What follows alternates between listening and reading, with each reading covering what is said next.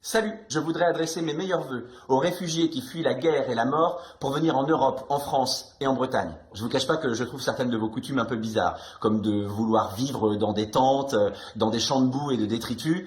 Ici, on vit plutôt dans des appartements et des maisons, et ce serait bien que vous changiez cette habitude-là si vous voulez qu'on vous accepte.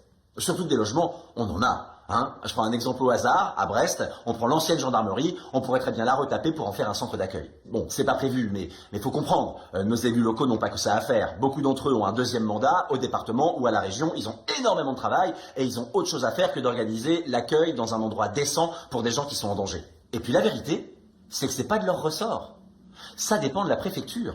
Alors si les élus locaux commencent à remplacer la préfecture, pourquoi pas des citoyens qui vont se mettre à créer des associations pour faire ce que l'État ne fait pas, hein? Et si on commence comme ça, on va se finir par faire des restaurants du cœur, et dans 30 ans, on est encore en train d'aider les gens à la place de l'État, hein? Alors non merci. Surtout que chez nous, c'est une municipalité socialiste, donc ils sont déjà très occupés à faire du social, donc ils n'ont pas le temps de s'occuper d'accueillir des gens qui sont en train de mourir. C'est pas que de la faute des élus brestois, hein? Attention, hein? Ailleurs non plus, ils font pas grand-chose.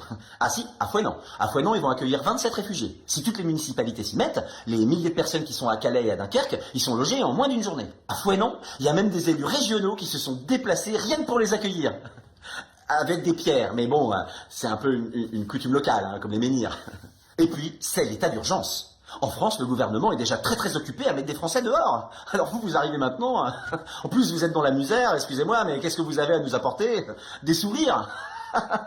Emmanuel Macron nous a expliqué qu'il fallait qu'on soit riche. Alors comment est-ce qu'on va faire pour être riche si on se met à donner de l'argent à ceux qui n'en ont pas? En tout cas, à tous ceux qui n'ont rien, je vous souhaite une excellente année 2016 avec plein de chance, plein de réussite et surtout la santé. Aux autres, je vous souhaite de trouver un petit peu de temps, un petit peu d'argent, un petit peu de place à partager pour être formidable. Bonne année 2016.